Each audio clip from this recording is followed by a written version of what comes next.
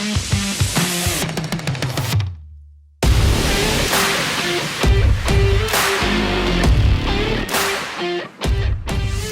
up? Welcome back to Rethink. You're back. I'm back. You're back. And I'm not fired. We're doing, at least for today. Well, we have a meeting after this. With HR later right today. After this, yeah. If you missed out, what people are calling the greatest old-fashioned Friday of all time was 2 weeks ago. That's just what word on the street, trending on Twitter. That is just a lie, and you're a pastor. That's true. That's true. I don't want to lie, but it was great. It was more Tecate Thursday. I'm just speechless. I just watched it. I watched it from Scotland, and I thought if I could, I would fly over here and strangle me. Yeah, yeah, yeah. And but I was just like, I'm on vacation. Yeah, I'm gonna let it go. You're just gonna rest. I'm gonna let it go and just pray against your soul. Yeah, and hope that I don't bring it back up again. But you just did. Uh-huh. And that dang flat bill hat. Yeah, it looks good though. It really, you can't say I don't look good. But you're a good-looking man. Thank you. Yeah. So I can wear a pink shirt like I did last week and still look good. And then criticize me for wearing a kilt. I didn't say you didn't look good. You made a skirt, and then you and Jordan laughed. It was funny. Mm-hmm. Have you ever worn a kilt? No. Hey, you wear a kilt, you'll never go back. Really? Oh, yeah. You got the official one with the rabbit fur? What? Don't you put rabbit fur on the inside where you're not wearing underwear? No. What's on the inside? My junk, my wiener. Your wiener. There you go. We're a minute in. Yeah. There we go. Isn't there like fur on the inside of a kilt or something like that? It depends on if you shave or not. That's definitely. Yeah, it depends on your level of manscaping. Yeah, it depends on how long your vacation is. No, there's it's just, you know what you wear under a kilt? I mean, I know nothing. Shoes and socks. That's it. And it looks great. Yeah, you should see my new shoes. Well, you saw my these? Oh yeah, they're fancy. I know. They look good. I bought them in England or Scotland. Yeah, where'd I go? Yeah, you went to Scotland. It's a British company, but I bought it in Edinburgh. Nice. That's awesome. Yeah. Oh yeah. That's so good. And you're wearing a button-up shirt today. You're just fancy. You come back from vacation, rested. I feel British. Fancy. You I look have better British. teeth. Yeah. Yeah. Better? Yeah, I don't know. Oh, well, hey. It was great. It was great. Good. I'm glad. We'll talk about that in a little bit. Okay. Thank you for liking, sharing, subscribing, everything like that. Each week it seems to go up just a little bit by a little bit by a little bit. So please keep sharing it. If you're on iTunes, continue to like and rate the podcast. Yep. That helps us reach more people, which is the goal. Talk about Jesus and reach more people. Yep. So yeah, thank you. We're pumped for that. Jesus, life, stuff. Everything. Wieners. Wieners, everything. So good. Jesus made them. That's right. He sure did. So we should talk about him. Not today. Not today. Very did. Oh yeah, there we go. So yes, your trip. Yeah. Was two sick. trips really. Yeah, you had two trips. You had Scotland and then Tennessee. Yeah. Where at in Tennessee? McMinnville, Tennessee. There you go. So it's about an hour and a half south of Nashville. So my mom has gone to stay with my sister. She's 82 and went down there. I thought it was going to be a surprise, but they told her ahead of time. But it was good. Yeah, that's great though. Was it good? Yeah. You know, whenever you go visit family, like I haven't seen my family for a while. I haven't seen my sisters and my mom since the fall, and I haven't seen my brother-in-law and his kids since since we moved out here. Really? Yeah. And so then you kind of like make up stories in your head, like, is this going to be like the guilt and shame tour? Is this going to be a lot of passive aggressive thoughts? And it didn't happen. That's great. Yeah. That's a good family trip. Yeah, it was good. I walked off the airplane. So last week we left here. I had to run up to the cabin at 8 inches of snow. And then I got off the plane there the next day, and it's 75 and like 100% humidity. Drastically different. Oh, yeah. And they're cold. They're like, it's only 75. And I'm like, shut up. But we sat by, so nice. So they have a pool, and I sat out there, and I got to visit with my mom. And I don't, like, my mom's starting to develop dementia. And so she had this book in her lap. And 6 times in one conversation, she asked me, have you read Max Lucado's book? And I was like, yes. Yes, I have.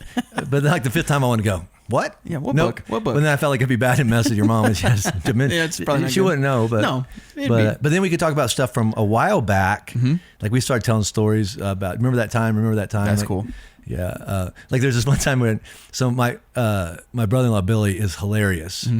I mean, like we would go to the grocery store. He's lived in this town his whole life, so he knows everybody. He was on the town council, all this kind of stuff. So he'd walk through and going, hey, Phyllis, hey there.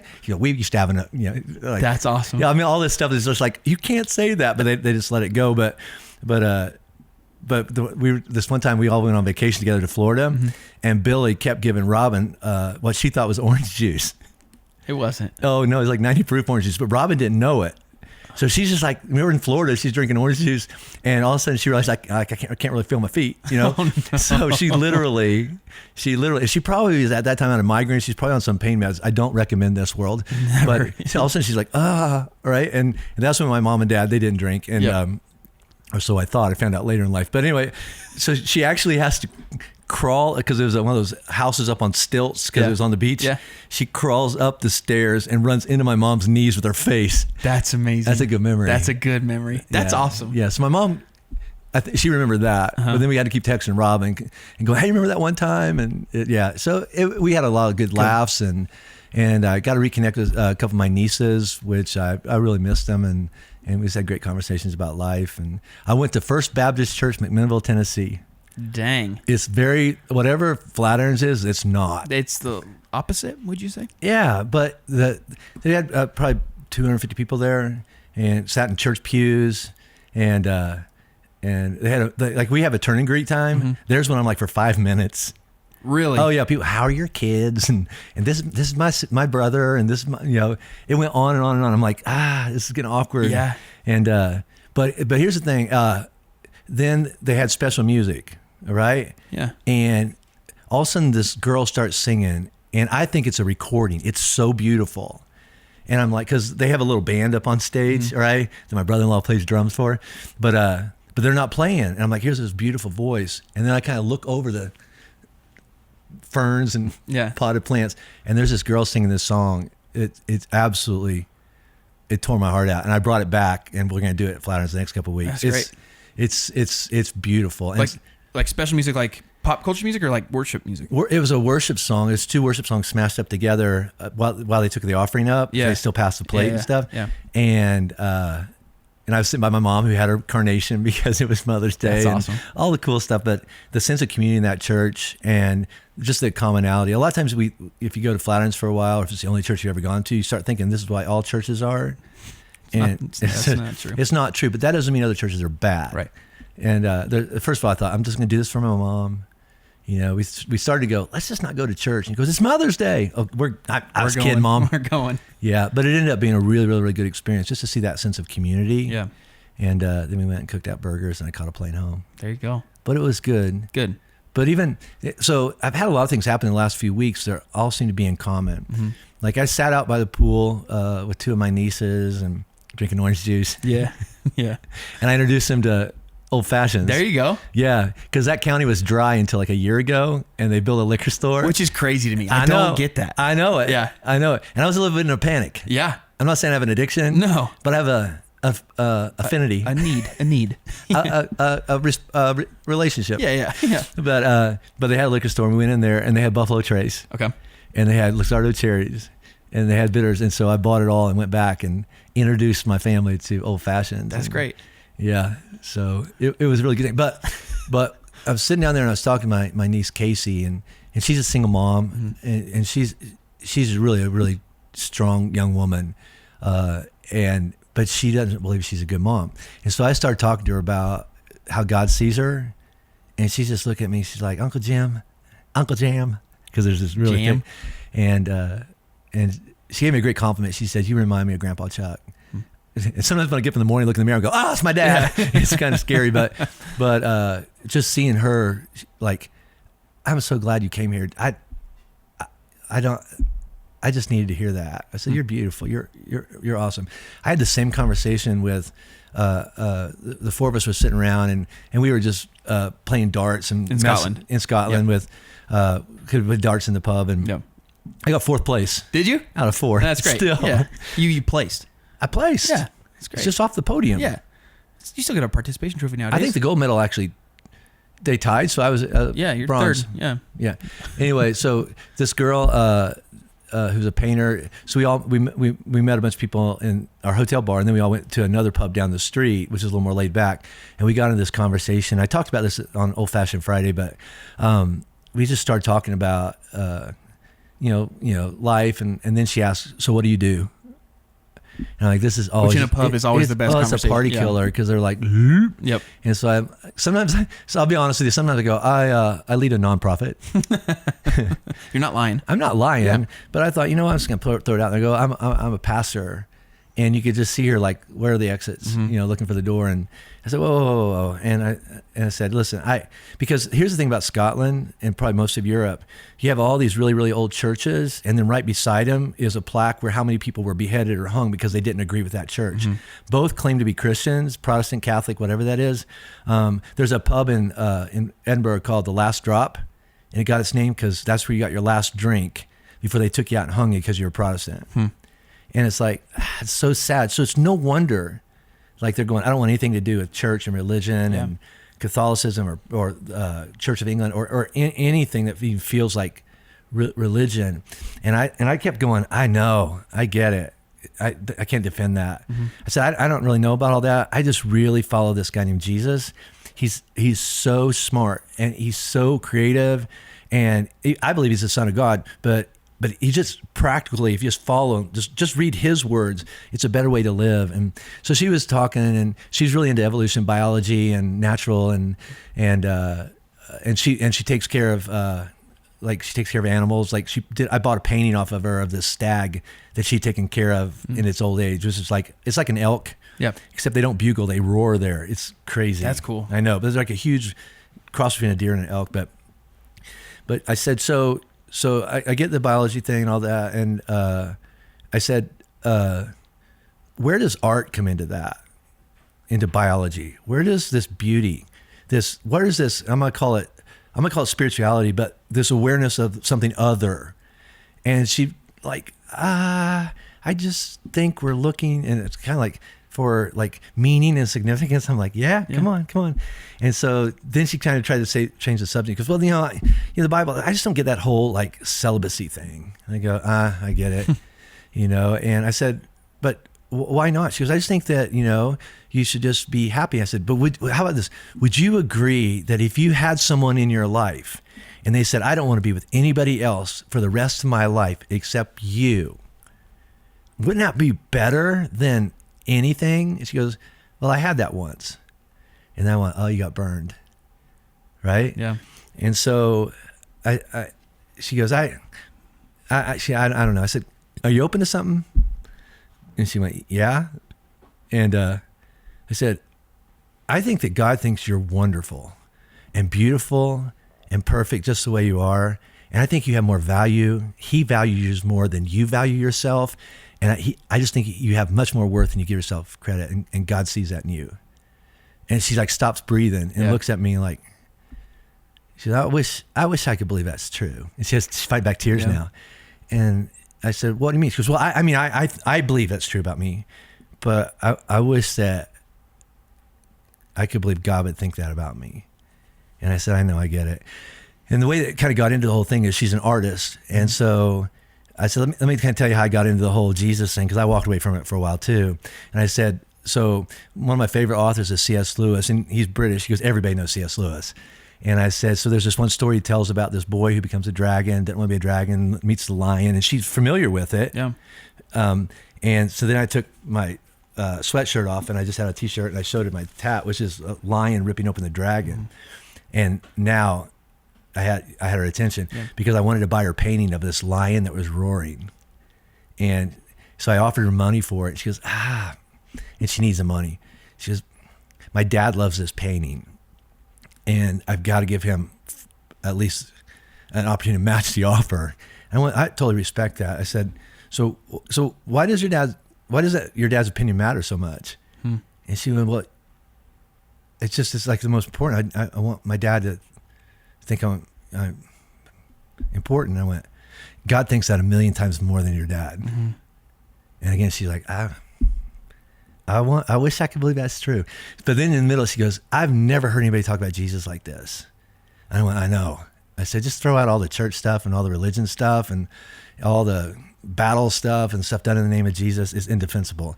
Just this Jesus guy is so good, And I had the same conversation with a guy named Blair who took us on a whiskey tour of Edinburgh. Yeah. And so we're kind of getting to know each other. Favorite new scotch? Monkey Shoulder. What's Monkey Shoulder? I don't know, you can buy it. I saw it. I've just never tried it before, but we're going to try it. Great. I'll try it. Yeah. So Of course you'll try it. Yeah. Drink Tecate. Yeah, it's delicious. Yeah, you drink Bud Light Apple too. Oh, Bud Light Apple. Oh, BLA's all day. But so Blair, we met him, and so we're at our first place, and he goes, "No, where are you from?" We said Colorado. He goes, I just did a whiskey judging contest in Colorado. Well, like where?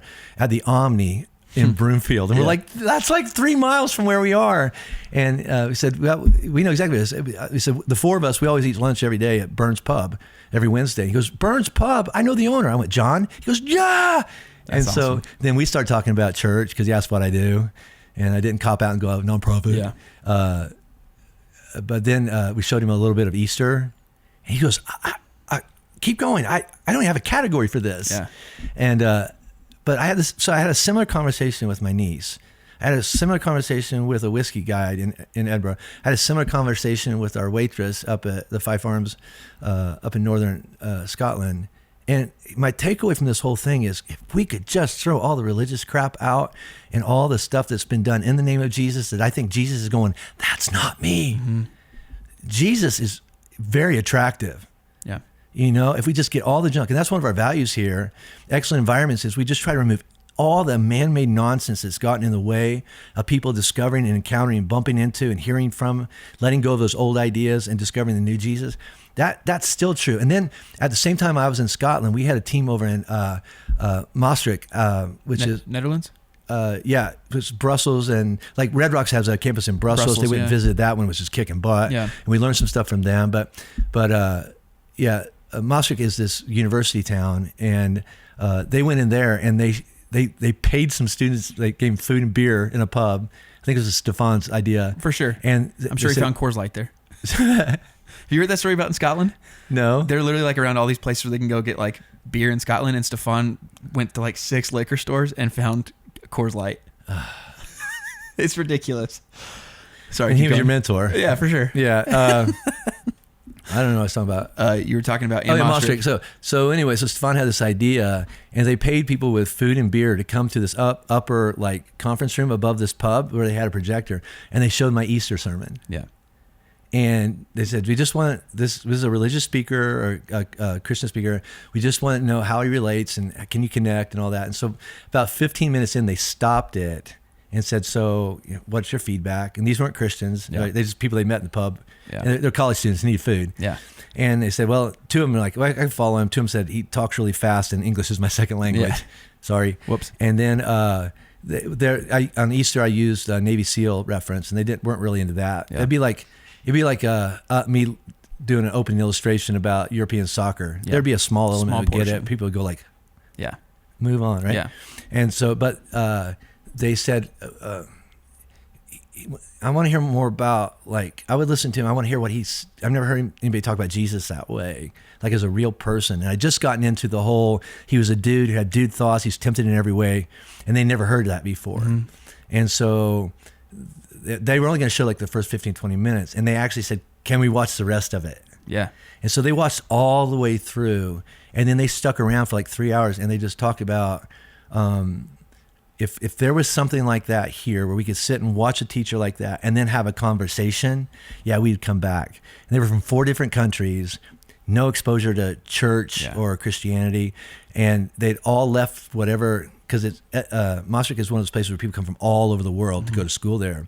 So they left all their community behind, their family behind, and they had to come and start over. And if there was a place like this, they could find community and talk about something deep and about a Jesus that they never, ever even heard about. See, I never thought about Jesus feeling like being a person or like feeling stuff like I feel. And I had the same conversation with my niece, Casey's. Like, I said, Jesus has to fit. I tried talking about this with God kind of life. She goes, what does that even mean? Yeah. She goes, my life is just, cooking and cleaning house and doing laundry and then getting my kid in bed and having a drink. And I go, well, just do that with Jesus. And she goes, what does that even mean? I mean, if Jesus doesn't fit with you doing laundry and doesn't care about that part of your life, then he's not worth following. And she goes, I've never thought about it that way. And she's been raised in First Baptist Church her whole life. Yeah. And I'm not saying they didn't teach her that, right. But no one had ever explained there's this Jesus that wants to be a part of our everyday life. And who was tempted like we are, who was in the garden and like going like, this is too much. Yeah. You know, I feel like that. You felt like that. For sure. But Jesus is so much better than me. I'm sure he didn't. And it's like, no, he really did. If we could just, you know, throw all the out of the way and just let Jesus be Jesus, we don't need to add to him, and we don't need to do anything in his name that he didn't say, do this in my name. We don't need to behead people. We don't need to hang people. We don't need to invade countries in the name of Jesus for their own good or something like that. And like I am surprised, and I think we see this in the United States too, that more and more people are going. It was like Gandhi. He said, "I like your Jesus. It's the Christians that are in my way," or something. He said like that. He probably said it much better than that. I'm sure he did. He's Gandhi. Yeah. But it's the same thing I'm finding in the United States. Nobody dislikes Jesus. You might not believe he's the Son of God, but nobody says he was a bad teacher or a bad person. I believe he's the Son of God, and the whole hope goes that. But you've got to get to know him, and the only reason you get to know him is if you actually think that he gets it and understands it. And every person that I've talked to in the last 2 weeks in 3 different countries, or 2 different countries, all of them were like, I never thought about Jesus like that, but I could get into that. Yeah.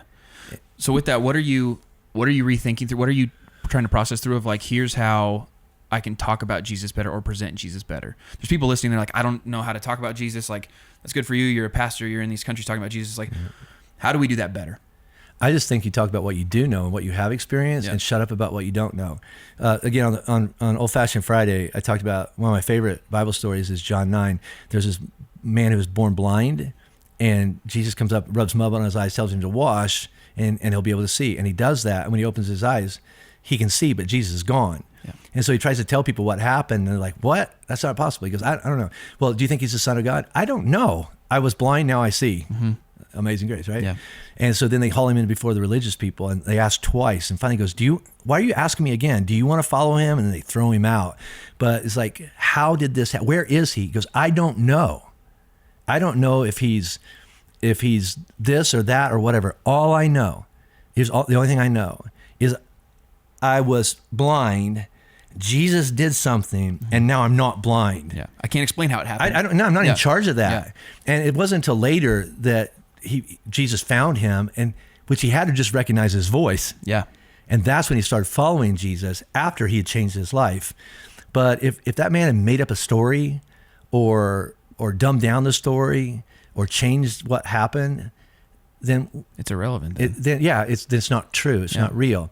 So you don't have to have Jesus figured out. All I know is I've been going to Flatirons a while, and they're talking about this Jesus that makes sense to me, and something's changed. I can't put my finger on what it is. I don't know if he's the Son of God. I don't know if he rose from the dead on Easter.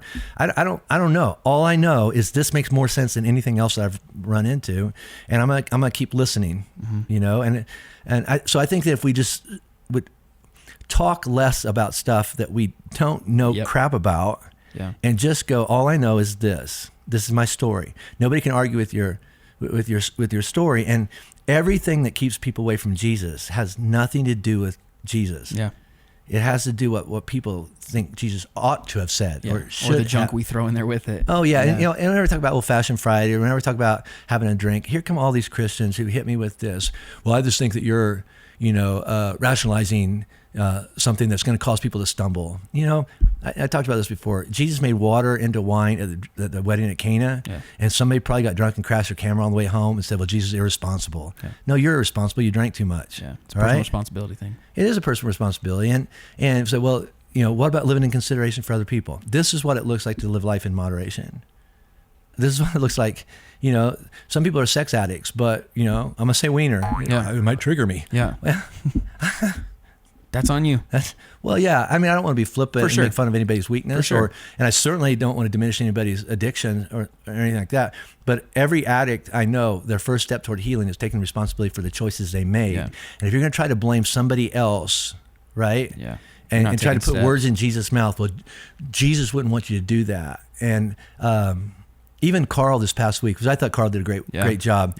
He had this whole section. I don't know if he put it in there or not, about what it means to act like a Christian.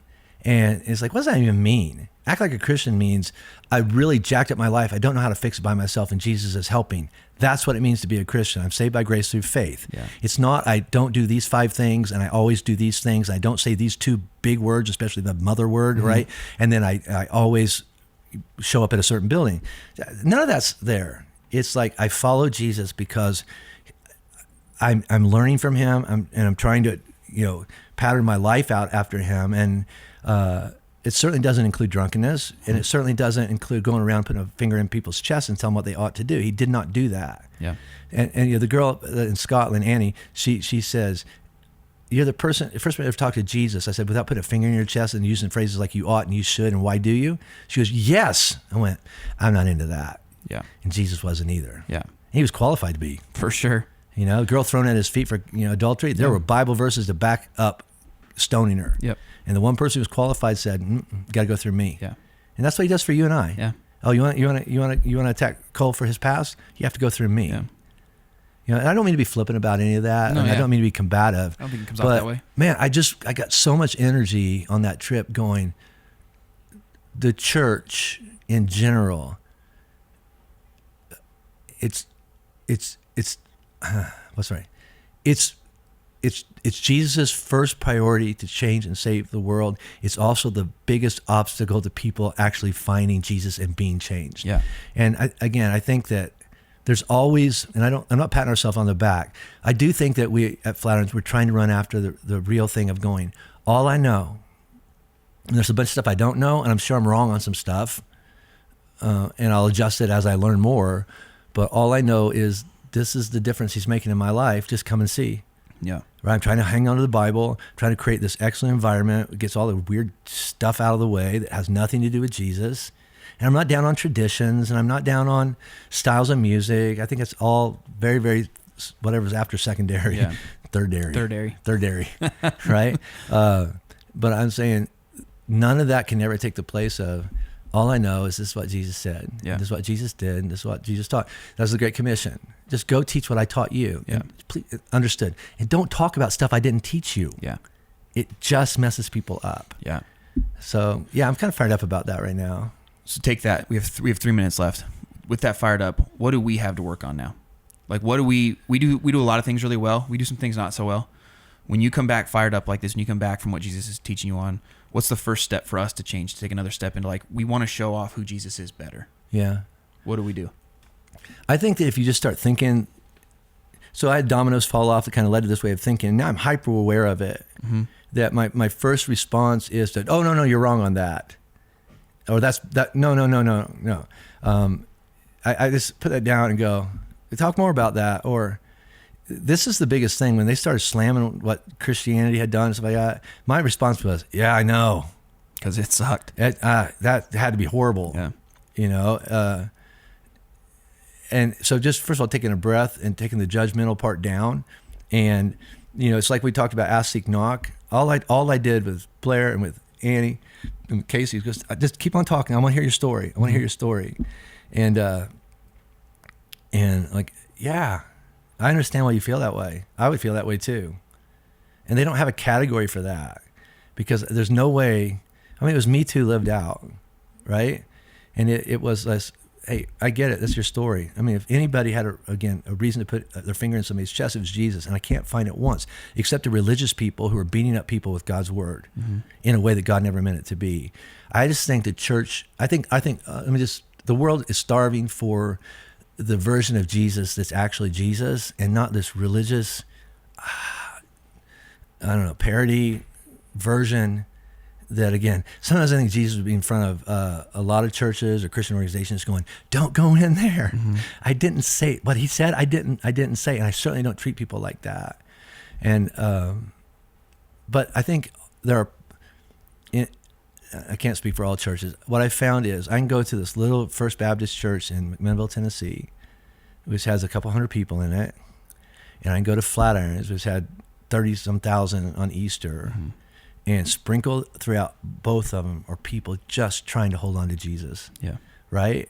And there are people down the street in a bar, praying something to the effect of Jesus. So God Behind Bars opened up last Saturday. Yeah.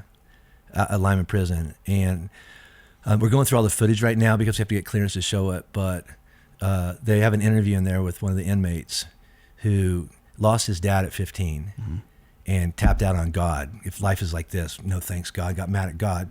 And then went to jail, and then got assault charges in jail, and now he's in maximum. And he prayed 2 prayers. God, if you're there and real, I need to know it. Murphy's in the other room. Yeah, Burgen. And he said thoughts just started flooding his mind about, I've been waiting on you.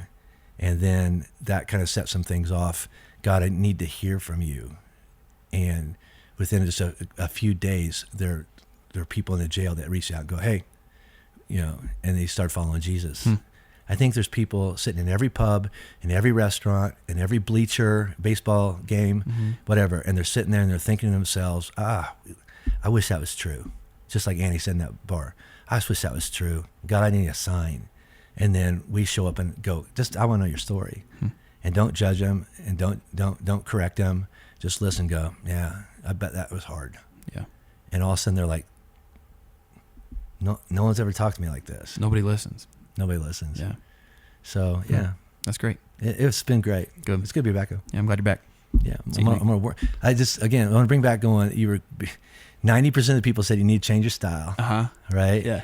And that just fuels the fire, though. I know it. Yeah. I know it. Please stop fueling Cole's fire. Does Scotty burn? What? Can you set it on fire? No, it's not high enough alcohol. No, he's not. It's delicious. We'll see you next week. All right. See you. Bye.